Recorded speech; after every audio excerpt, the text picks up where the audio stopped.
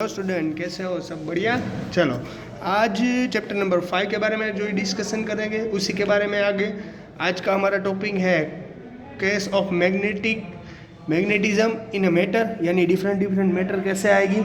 आपको पता है कि मैटर के ऊपर मैग्नेटिक फील्ड डिपेंड करती है, तो डिफरेंट टाइप का अगर मैटर हुआ तो डिफरेंट टाइप की मैग्नेटिक फील्ड रहेगी।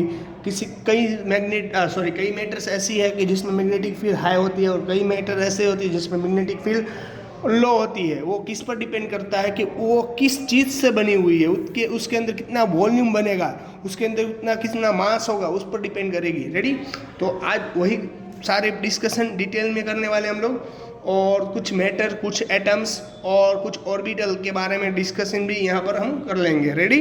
तो it is a very important topic for the chapter number 5 and it is a very important for आपको पता है कि आपके पास एक और टॉपिक था। क्या था? जो सबसे डिफिकल्ट टॉपिक फिजिक्स में है वो क्या है? रेडी? Quantum mechanics. तो ये पूरा चैप्टर क्वांटम मैकेनिक्स पर डिपेंड है, इसलिए थोड़ा सा ध्यान रखना भी ज़रूरी है। रेडी? तो आज का पहला क्वेश्चन, यानी कि पहला टॉपिक है case of magnetism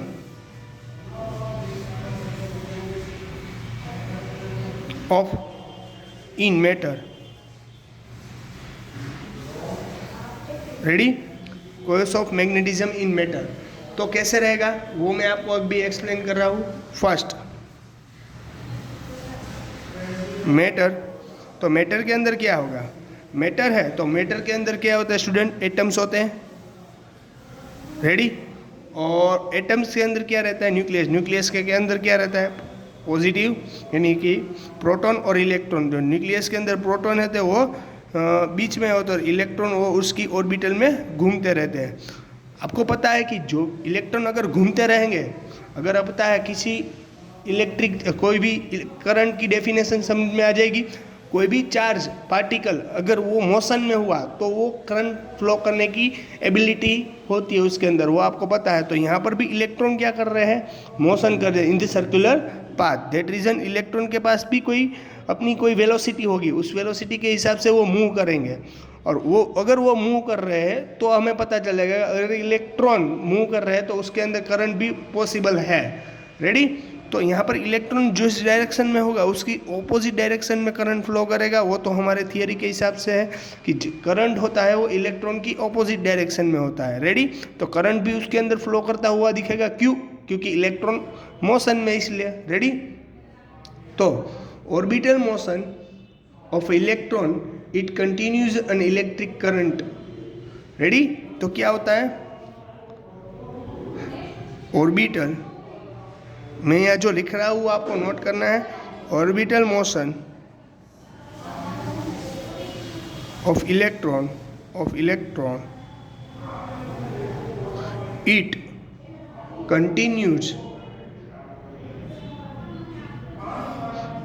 constitutes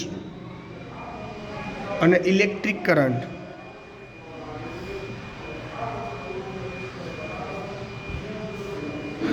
orbital of motion of electron it consist of electric current, यानी कि जो इलेक्ट्रॉन है वो ऑर्बिट में क्या करता है? वो घूमता रहता है, मोशन करता है, उसके रीजन से इलेक्ट्रिक करंट कंस्टिट्यूट होता है। आई बात समझ में? Now this current carrying loop behave like a bar magnet. आपको पता है कि यहाँ पर कैसी बन रही करंट लूप बन रही है? क्योंकि ये राउंड शेप में क्या कर रहा है? घूम रहा है, यानी कि एक लूप बन रही, करंट कैरिंग लूप, क्योंकि इसके अंदर इलेक्ट्रॉन पास आउट हो रहे हैं। अगर इलेक्ट्रॉन पास आउट हुआ तो करंट होगा तो ये एक पूरे सर्कल में घूमेगा तो उसके अंदर क्या होगी? मैग्नेटिक फील्ड जनरेट होगी। और मैग्नेटिक फील्ड तभी जनरेट होती है inside the current carrying loop, अगर करंट पास आउट हुआ तो। रेडी? तो इसी के रीजन से यहाँ पर भी कुछ मैग्नेटिक फील्ड जनरेट होती हुई दिखेगी। रेडी? चलो, orbital motion of electron is consist of electric current and then now this current carrying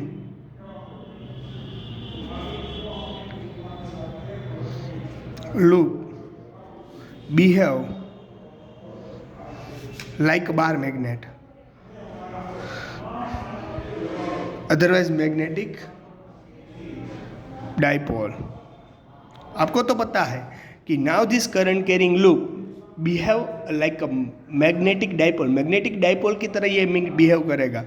तो पहले तो आपको समझ में आना चाहिए क्या हम मैटर की बात कर रहे थे, मैटर के अंदर एटम्स आते हैं, एटम्स और न्यूक्लियस की तरफ होते हैं, न्यूक्लियस के अंदर प्रोटॉन प्रेजेंट होते हैं, न्यूक्लियस के ऑर्बिट्स में इलेक्ट्रॉन प्रेजेंट रहते हैं, वो इलेक्ट्रॉन्स मूव करते हैं यानी कि इलेक्ट्रिक करंट जनरेट करेगा, वो उस इलेक्ट्रिक करंट के अंदर कुछ मोशन होता है, उस मोशन के अंदर उससे मैग्नेटिक फील्ड जनरेट करता है, और वो मैग्नेटिक फील्ड जो जो जनरेट करेगा वो बिहेव करता है लाइक अ मैग्नेटिक डाइपोल। तो ये पूरी कहानी आपको समझ में आ गई होगी।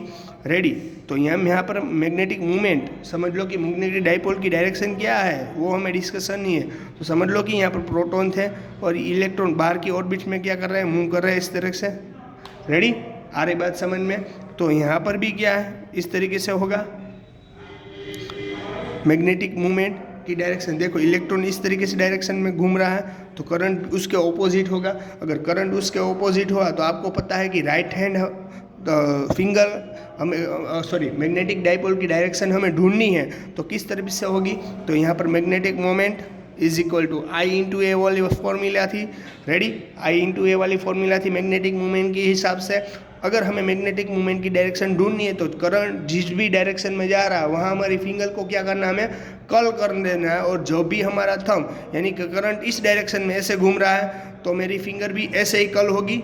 रेडी, कर्ल होगी। और जब भी जैसा भी मेरा थंब जाएगा उसी डायरेक्शन में क्या होगा, मैग्नेटिक मूवमेंट उस रूल्स पर हम जाएंगे। तो यहाँ पर हम डाउन डायरेक्शन में मैग्नेटिक मूवमेंट की डायरेक्शन मिलेगी, यानी कि इलेक्ट्रॉन ऐसे घूम रहे थे। रेडी, तो इस तरह से करंट जा रहा है ना, इस तरीके से करंट जा रहा है। रेडी, इस तरीके से करंट जा रहा है ना, इस तरीके से। डन, मैं जो मैंने फिगर ड्रॉ करा वो समझ में, यानी कि नेट मैग्नेटिक मैग्नेटिक मूवमेंट है यानी कि मैग्नेटिक डाइपोल है उसकी डायरेक्शन इस तरीके से होगी, साउथ पोल टू, इससे साउथ पोल, इससे नॉर्थ पोल। आ रही बात समझ में अच्छी तरीके से। रेडी, आगे बात सर फर्स्ट डिस्कशन समझ में आ गया। अब बात करते हैं हम सेकेंड डिस्कशन पर। तो सेकेंड डिस्कशन उतनी इंपॉर्टेंट है जितनी फर्स्ट डिस्कशन इंपॉर्टेंट थी। The magnetic movement of atom as a due to first magnetic movement है वो एटम पर क्यों डिपेंड कर रहे हैं वो मैं आपको एक्सप्लेन कर रहा हूँ। The magnetic movement of an atom as due to a first the magnetic movement of an atom वो एटम पर क्यों डिपेंड कर रहे हैं। तो उसके रीजन से यहाँ पर 3 केसेस हैं। फर्स्ट केस है हमारा orbital motion of electron, orbital motion of electron मैंने आपको बताया था ना, तो कि ये ऑर्बिट में घूमता है, इलेक्ट्रॉन कैसे घूमता है, ऑर्बिट में घूमता है। उसके रीजन से कुछ मैग्नेटिक यानी कि इलेक्ट्रॉन अगर मोशन में घूमेगा यानी कि सर्कुलर पाथ में घूमेगा तो ये 3 चीज़ें पर डिपेंड करेगी। एक तो जो भी इलेक्ट्रॉन है वो ऑर्बिट में कैसे घूमता है, वो सेकंड डिस्कशन है, सेकंड टॉपिक है। Ready, magnetic movement associated with the spin angular motion of electron. जैसे ही हमारी अर्थ घूमती है, वो अर्थ कैसे घूमती है, वो तो रोटेशन अपने आप ही करती है, और सेकंड ओवरऑल सन के अकॉर्डिंग टू भी वो घूमती है। रेडी, आ रही बात समझ में कि नहीं आ रही बात समझ में। जैसे ही अर्थ मोशन करती है ऐसे ही हमारा इलेक्ट्रॉन भी मोशन करेगा।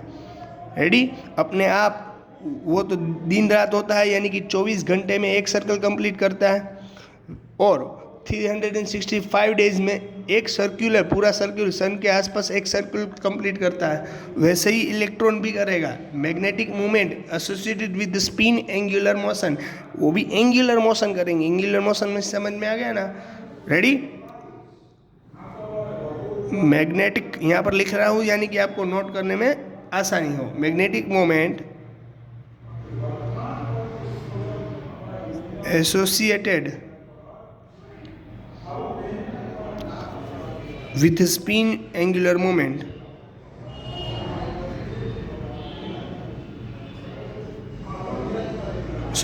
angular motion इलेक्ट्रॉन है वो स्पिन एंगुलर मोशन कर रही है। कैसे स्पिन एंगुलर मोशन मैंने आपको समझाया, यानी कि ये पोर्शन है जो वो किस में आता है, मैं आपको जी एक और पोर्शन समझाऊंगा और ये दोनों पोर्शन की स्पेशलिटी समझाऊंगा। Magnetic moment of nucleus very small, यानी कि magnetic moment of nucleus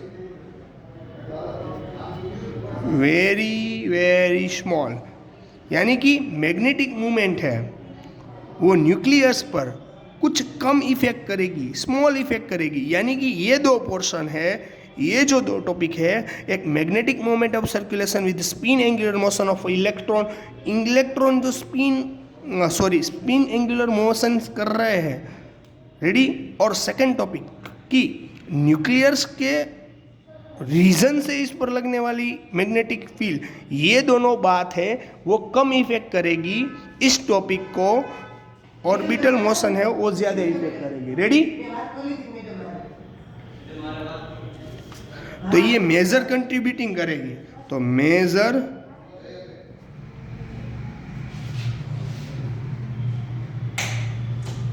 contributing factor जो रहेगा वो हैगा हमारा ऑर्बिटल मोशन ऑफ इलेक्ट्रॉन, वही ज़्यादा इंपॉर्टेंट रहेगा। ये है माइनर पोर्शन दोनों, ready.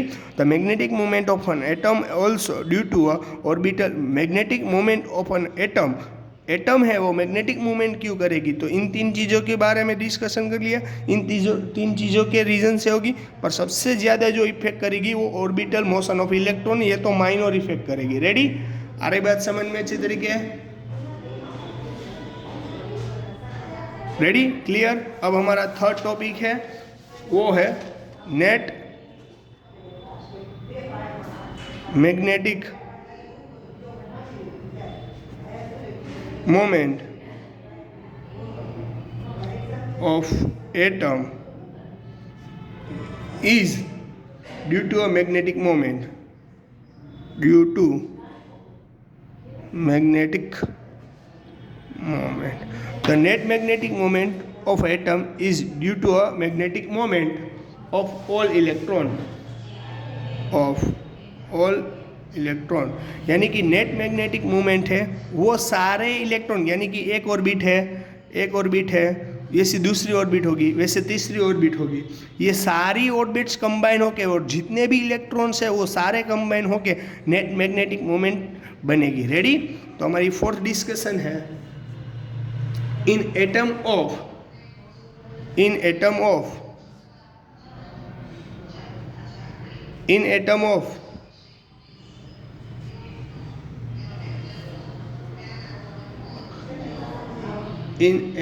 Same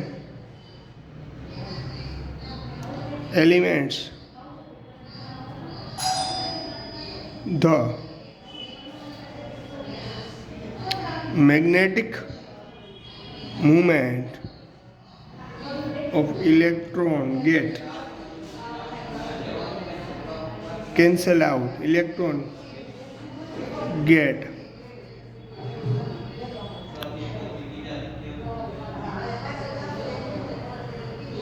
in pairs. In an atom of same element, the magnetic moment of the electron cancel out in the pair. समझ लो कि अगर इन एटम ऑफ सेम एलिमेंट्स, अगर सेम एलिमेंट के अंदर एटम हुआ तो मैग्नेटिक मूवमेंट क्या होगा, उसके अंदर जीरो होगा। कैसे, मैं आपको समझाऊँ। समझ लो कि हीलियम है, हीलियम के अंदर 2 इलेक्ट्रॉन रहेंगे तो 1s2 ऐसे इसकी कन्फिगरेशन रहेगी।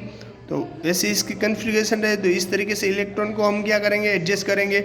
यानी एक ये ऊपर की तरफ और ये नीचे की तरफ दोनों एक दूसरे से ऑपोजिट है, यानी नो एटॉमिक डाइपोल, यानी कि इसकी टोटल मैग्नेटिक मूवमेंट कैसे हो जाएगी, जीरो। टोटल मैग्नेटिक मूवमेंट कैसे हो जाएगी, जीरो। क्यों, क्योंकि यहाँ हीलियम 1s2 है, यानी कि 2 इलेक्ट्रॉन है, एक इलेक्ट्रॉन ऊपर जा रहा है, एक दूसरे से ऑपोजिट में जा रहा है। दैट रीजन इसकी नॉट मैग्नेटिक मोमेंट कैसे हो जाएगी, जीरो। रेडी है, आ रही बात समझ में। तो इस टॉपिक को हम कहेंगे डाया मैग्नेटिक।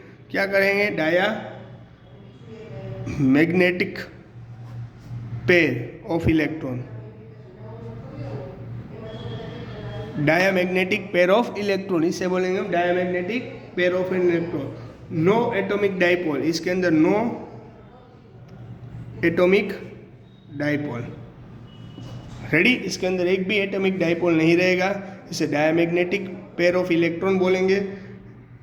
रेडी, अब हमारा फिफ्थ केस ये रहेगा, याद रखना, in atom of some element, in atom of some elements magnetic moment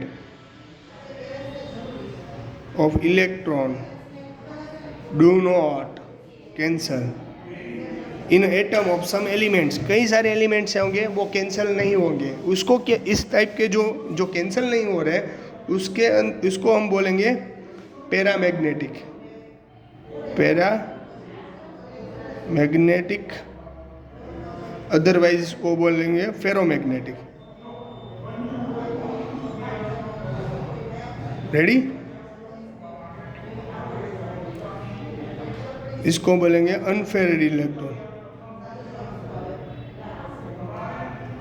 ready, इसको बोलेंगे हम अनफेरेड इलेक्ट्रॉन। एटॉमिक डाइपोल, तो यहाँ पर एटॉमिक डाइपोल रहेगा, यहाँ पर एटॉमिक डाइपोल होगा। क्यों होगा? क्योंकि यहाँ पर कैंसल आउट नहीं हो रहा है, पर इस कंडीशन में कैंसल आउट हो रहा था। In atom of some elements magnetic moment of electron cancel out pairs, तो इसके अंदर कोई भी एक भी नो एटॉमिक डाइपोल, इसके अंदर कोई भी एटॉमिक डाइपोल नहीं रहेगा। क्यों? क्योंकि वो तो कैंसल आउट हो रहा है, जो कैंसल आउट होगा यानी एक भी इलेक्ट्रॉन डाइपोल नहीं रहेगा। पर यहाँ पर अगर एटॉमिक डाइपोल कैंसल नहीं हो रहा है, इसलिए अंदर इसके अंदर कुछ एटॉमिक डाइपोल होगा, और इस एटॉमिक डाइपोल को हम इससे रिप्रेजेंट करेंगे। रेडी, इस क्रॉस के साथ, इस निशानी के साथ हम इसको रिप्रेजेंट करेंगे। मैं आपको बोल रहा हूँ किस तरीके से रिप्रेजेंट करेंगे, मैं आपको ड्रॉ करके बताता हूँ। रेडी, आ रही बात समझ में किया किस तरीके से हमने किया। चलो, हमारा 6 टॉपिक है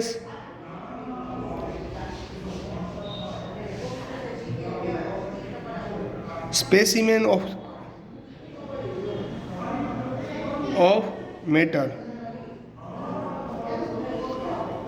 crosses of atoms, crosses of atoms,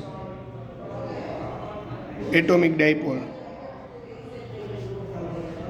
मैं आपको समझाता हूँ, समझ लियो कि यहाँ पर कोई एक मैटर है, उसके अंदर इस तरीके से डाइपोल है, कोई डायरेक्शन फिक्स नहीं है कि किस तरफ जा रहा है, अपने आप से उल्टा सीधा घूम रहा है।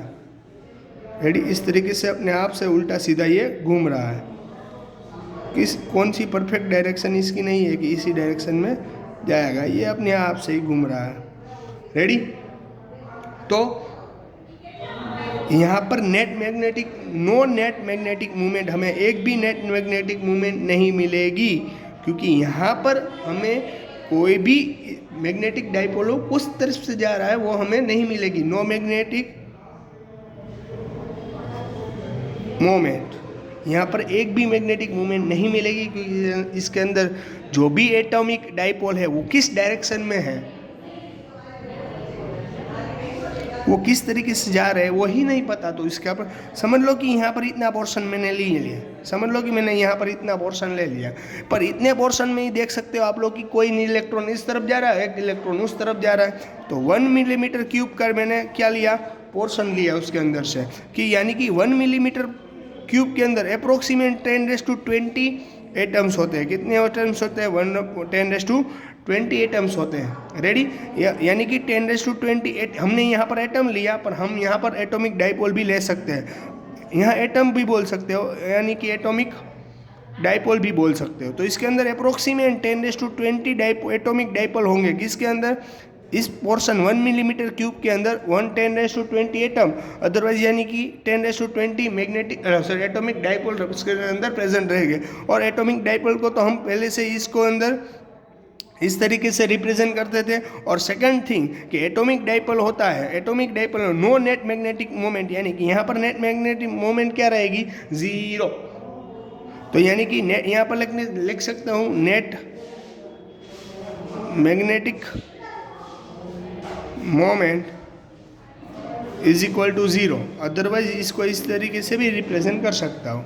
आ रही बात समझ में कि नहीं आ रही बात समझ में? रेडी। मैग्नेटिक मोमेंट यानी m को is equal to 0। If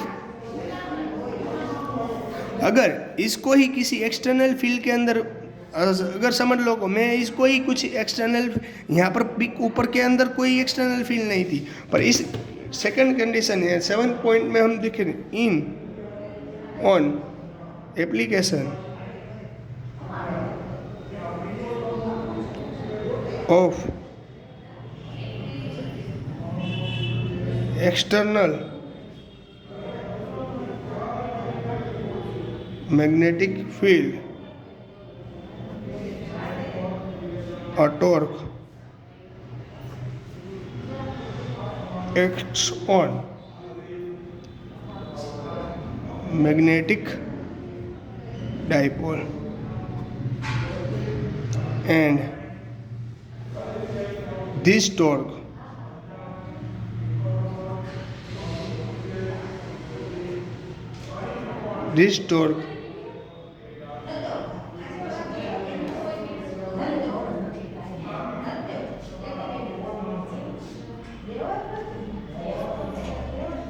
in on application of an external field, a torque acts on a magnetic dipole.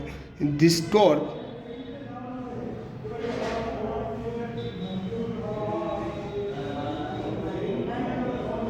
all get dipole in direction of external field.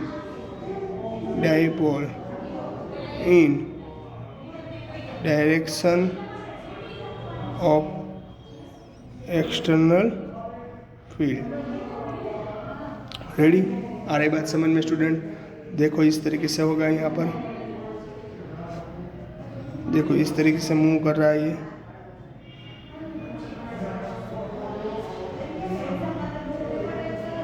इस तरीके से मूव कर रहा था ये।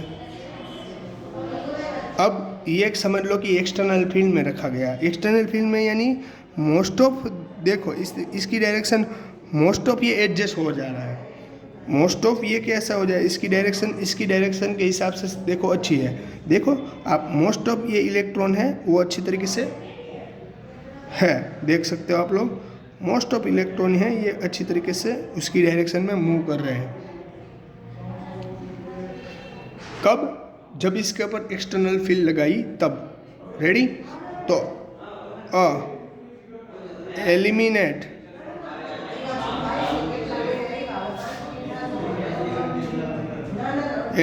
Cube first eliminate cube increase कब हो जाएगा? Decrease the temperature. अगर हमने टेम्परेचर डिक्रीज किया तब ये अंदर के जो इलेक्ट्रॉन्स है, अभी तो ये पूरा टॉपिक यहाँ पर हमने एक्सटर्नल फील्ड लगाई और एक्सटर्नल फील्ड लगाने से ये सारे इकट्ठे एक लाइन में जमा होने लगे। Second, eliminate cube increase. अब ये इंक्रीज कब होगा? अगर टेम्परेचर को मैं डिक्रीज करूं तो ये मोशन है वो क्या करेगी? उल्टा घूमने लगेगी। Decrease temperature. Second thing, using a strong external field. हम यहाँ पर स्ट्रॉन्ग एक्सटर्नल फील्ड यूज करेंगे। यहाँ पर strong magnetic field, strong external magnetic field जो भी यहाँ पर हम यूज करेंगे उसके रीजन भी देख सकता है। यहाँ पर नेट मैग्नेटिक मोमेंट कभी भी जीरो नहीं होता।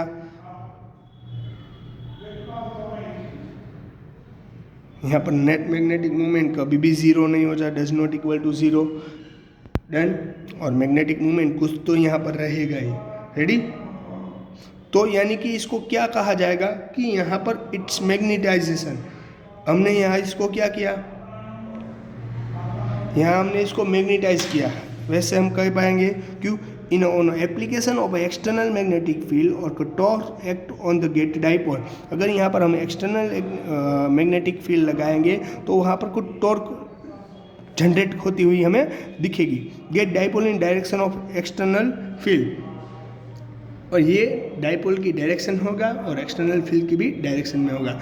तो एलिमिनेटेड क्यूब इन इंक्रीज, अगर हमें इसको इंक्रीज करना है तो क्या करना पड़ेगा, टेम्परेचर को डिक्रीज करना पड़ेगा और मैग्नेटिक फील्ड को क्या करना पड़ेगा, स्ट्रॉन्ग करना पड़ेगा। जब मैग्नेटिक फील्ड हम इसको स्ट्रॉन्ग करेंगे पर नेट मैग्नेटिक फील्ड हमारी ज़ीरो नहीं होगी, यानी कि अगर हम इसको मैग्नेटिक फील्ड इंक्रीज करते हैं तब ये अच्छी तरीके से ये अपनी लाइन में सेटअप हो जाएगा। रेडी, आ रही बात समझ में कि नहीं आ रही बात समझ में?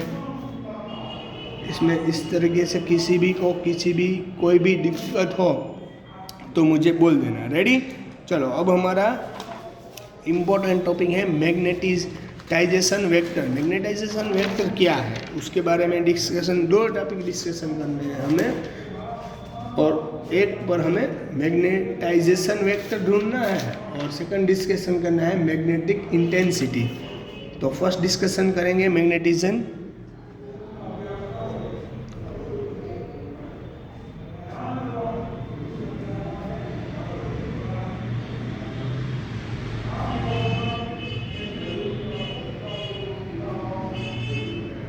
मैग्नेटाइजेशन वेक्टर यानी एम,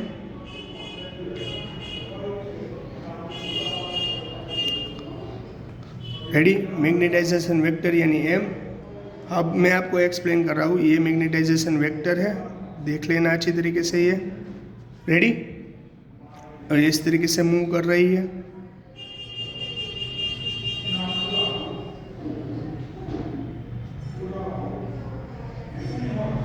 यानी कि मैग्नेटाइजेशन वेक्टर कहीं, जो मैग्नेटाइजेशन वेक्टर को मैं एम बोल रहा हूँ, क्यों?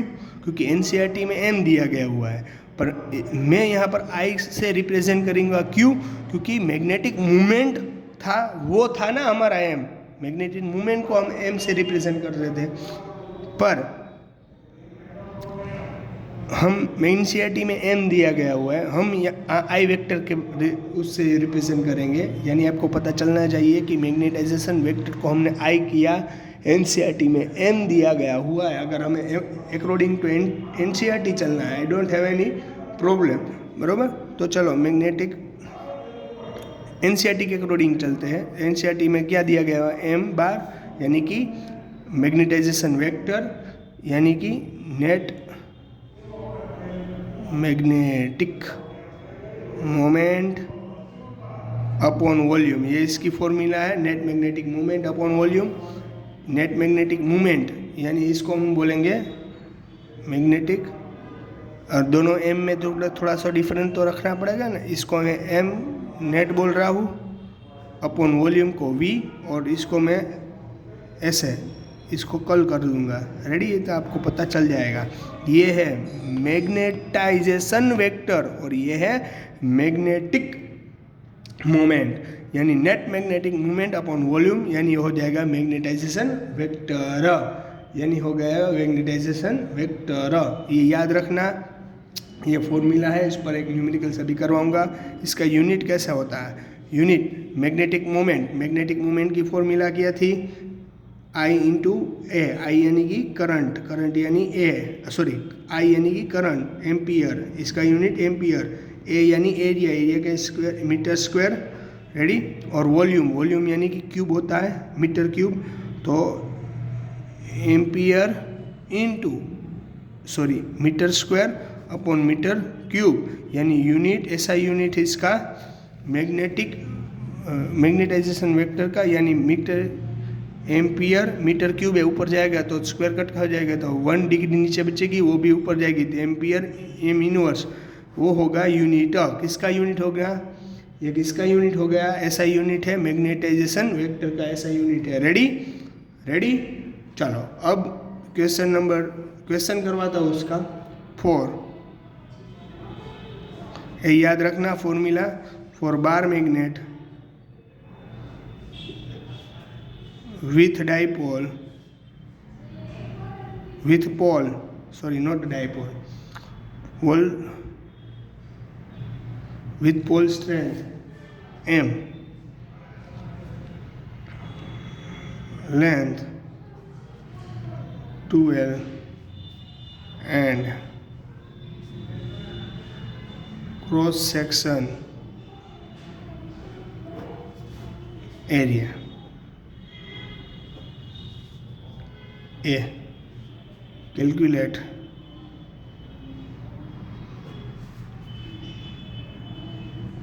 value of magnetism vector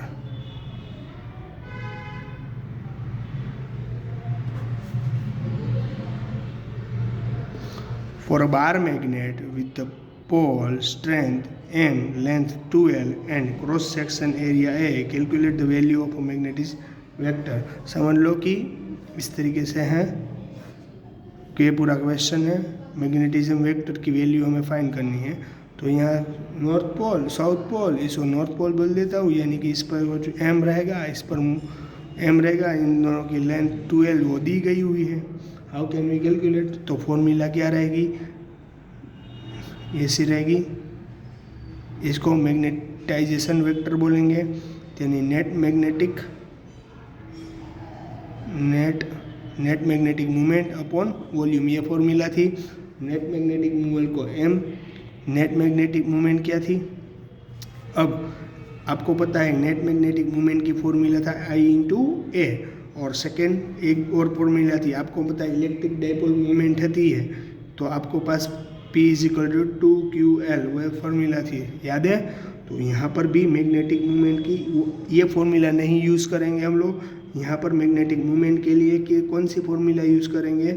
तो यहाँ पर कितना मास है, यहाँ पर m, यहाँ पर m हमारे पास थी, याद है ना आपको क्या, कि इस तरीके से डाइपोल था, याद आ रही है मैं ये पूरी कहानी।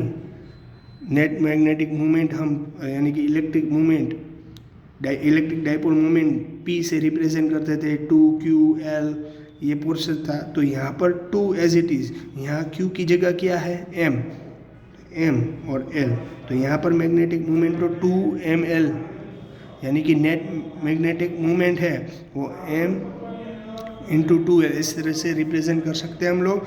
V यानी वॉल्यूम, V यानी वॉल्यूम यानी कि ये इसका एरिया इंटू लेंथ कितनी थी 2L जितनी, A × 2L करूँ यानी कि वॉल्यूम ढूंढना है, तो एरिया इंटू लेंथ A यानी कि हो जाएगा वॉल्यूम, तो 2L कट, तो हमें नेट मैग्नेटिक मूवमेंट यानी मैग्नेटाइजेशन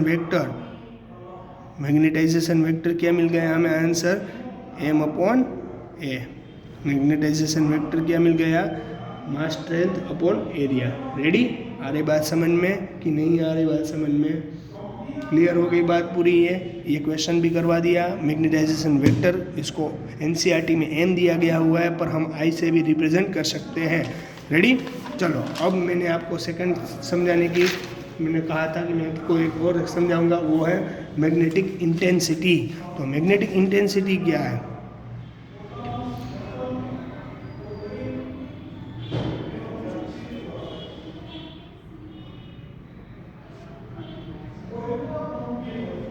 मैग्नेटिक इंटेंसिटी यानी उसे H से रिप्रेजेंट करेंगे, उसको बोलेंगे हम मैग्नेटाइजिंग फील्ड।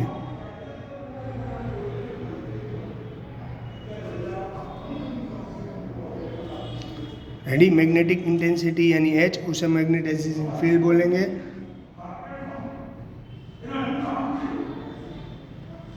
रेडी, चलो उसके बारे में बात डिस्कशन कर ले। समझ लो कि यहाँ पर वो मैटर है, उसके अंदर इस तरीके से इलेक्ट्रॉन मोस्ट ऑफ अच्छी तरीके से मूव कर रहे हैं, माइनर जो इलेक्ट्रॉन है वही टेढ़े मेढ़े हैं। Ready, net magnetic field inside matter due to a 2 factor. तो यहाँ पर net magnetic field inside matter is due to 2 factor।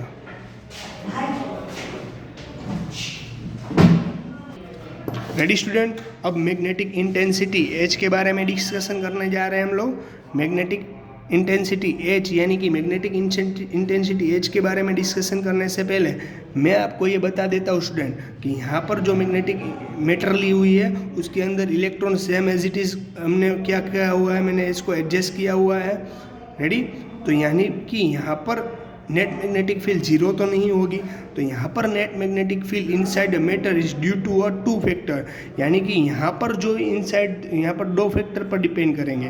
वहाँ कैसे थी, वहाँ पर यहाँ पर हमें क्या नहीं मैग्नेटिक इंटेंसिटी H, तो यहाँ पर मैग्नेटिक इंटेंसिटी दो बात पर डिपेंड करेगी, एक इंटरनल और एक्सटर्नल। क्यों एक्सटर्नल, क्योंकि यहाँ पर सेम कंडीशन एक्सटर्नल भी कहीं कोई फील्ड लग रही थी, इसलिए यहाँ पर दो बात पर डिपेंड करेंगी, एक एक्सटर्नल और एक इंटरनल।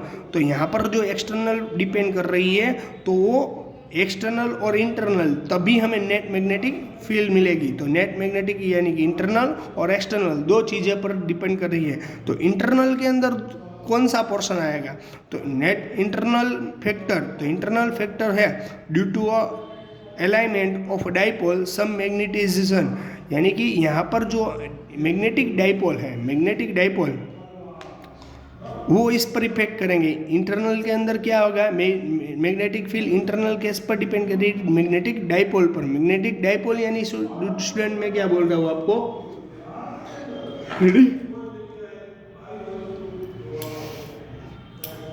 मैग्नेटिक डाइपोल के बारे में हम बात करेंगे। मैग्नेटिक डाइपोल के अंदर वो है, मैंने लास्ट टॉपिक समझाया था कि इंटरनल फील्ड है, इंटरनल फैक्टर है, यानी कि मैग्नेटिक फैक्टर है, मैग्नेटाइजेशन फैक्टर, यानी उसे M से रिप्रेजेंट किया जाता है कि इंटरनल फील्ड है जो उसके अंदर मैग्नेटाइजेशन फैक्टर वो है, वो पोर्शन भजवाए, वो इम्पोर्टेंट पार्ट है।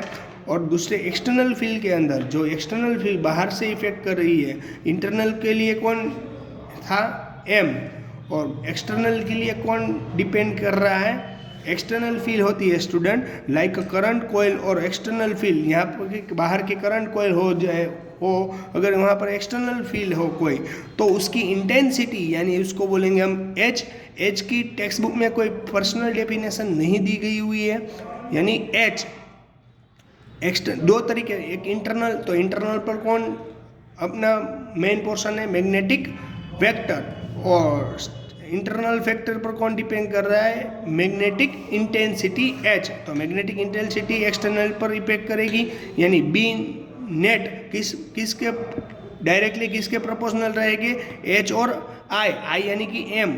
I मैंने आपको बोला था कि NCERT में दिया गया हुआ है M, मैग्नेटिक वेक्टर को NCERT में M दिया गया हुआ है, पर हम यहाँ पर ले रहे हैं I, क्योंकि ऑलरेडी मैग्नेटिक मोमेंट को हम M बोल रहे थे, इसलिए मैं I ले रहा हूँ। तो H plus I direct proportional होगा। यहाँ प्रोपोर्शनली की साइन मुझे क्या करनी है, निगलेक्ट कर देनी है। अगर प्रोपोर्शनली साइन मुझे निगलेक्ट करनी पड़ेगी तो यहाँ पर कुछ कांस्टेंट टर्म यूज़ करनी पड़ेगी। मैंने यहाँ पर कांस्टेंट टर्म μ0 यूज़ की, यहाँ पर मैंने क्या यूज़ किया है μ0 यानी कांस्टेंट टर्म यूज़ करी है। μ0 की आपको पता है μ0 क्या है, परमिएबिलिटी। क्या है, परमिएबिलिटी यानी μ0 की वैल्यू तो पता ही है 4 पाई मल्टीप्लाई 10⁻⁷, ये कांस्टेंट टर्म की वैल्यू है। H प्लस M बार यानी कि मैग्नेटिक वेक्टर, मैग्नेटाइजेशन वेक्टर। तो यहाँ पर H को वेरिएबल बनाऊँ तो B/μ0 माइनस M बार। इस तरीके से मैं भी रिप्रेजेंट कर सकता हूँ। टेक्स्ट बुक में यही फॉर्मूला दी गई है। फिर भी इसमें किसी को कुछ डाउट हो, दिक्कत हो तो मुझे बता देना। ओके, चलो good bye and take care.